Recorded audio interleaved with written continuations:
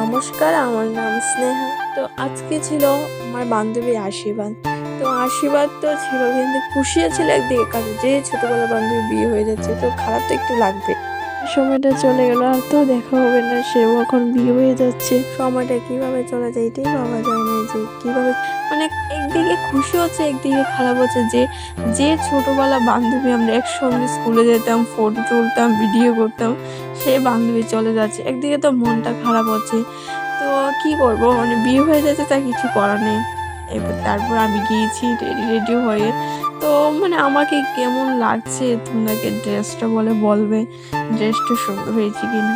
তো আমিও মোটামুটি রেডি হয়ে গেছি। তারপর ফোন করেছে আমার একটা বান্ধবী, তুই কোথায়, তুই তাড়াতাড়ি আস। আমি তো দাঁড়িয়ে আছি, আমি বলি, আচ্ছা আচ্ছা ঠিক আছে, আমি আসছি, তারা 5 মিনিট বলে। তো আমিও বেরিয়ে গেছি, মাকে বলে, মা আমি আসছি।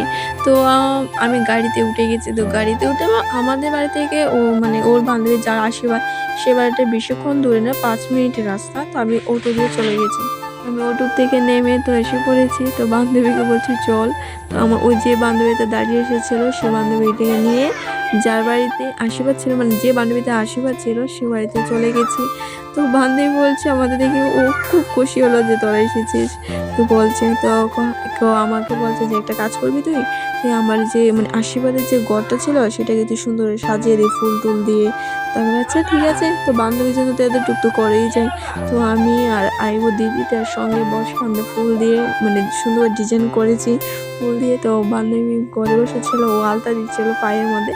তাইকে বলছে, কিছু একটা বল, আর তো দেখা হবে না, তুই বিয়ের পরে শ্বশুরবাড়িতে চলে যাবি, তো ওর সঙ্গে আর কোথায় দেখা হবে, তুই তো চলে যাবি শ্বশুরবাড়িতে, হ্যাঁ তো দেখাই হবে না। তো তো আজকে তো দিনটাতে আমরা সবাই মিলে বান্ধবী তারা মিলে মজা করবো, এই মুহূর্তটা তো সবাই মনে থাকে না। আজকের দিনটাতে তুই মজা করবি, বান্ধবীর সঙ্গে কাটাবি, মানে এই দিনটাতে মনে থাকবে। আমার বান্ধবী যার সময় চল আমরা 3 বান্ধবী মিলে, মানে মনটা এত খারাপ হয়েছিল যে বান্ধবী চলে যাচ্ছে। আশীর্বাদ আর 2 দিন পরে তো চলেই যাবে, চলে যাচ্ছে না, আমার 2 দিন পরে তো চলে যাবে ঠিকই। তো তাই একটু মনটা খারাপ হচ্ছিল। এই বান্ধবীটা চুরি করে পান খাচ্ছিলাম, কি রে তুই পান খাচ্ছিস কেন? তো আমরা শেষের দিকে আমরা খেতে বসলাম সবাই মিলে। রান্নাটা খুব দারুণ হয়েছে, কি অসাধারণ হয়েছে রান্নাটা। তারপর এখানেই শেষটা।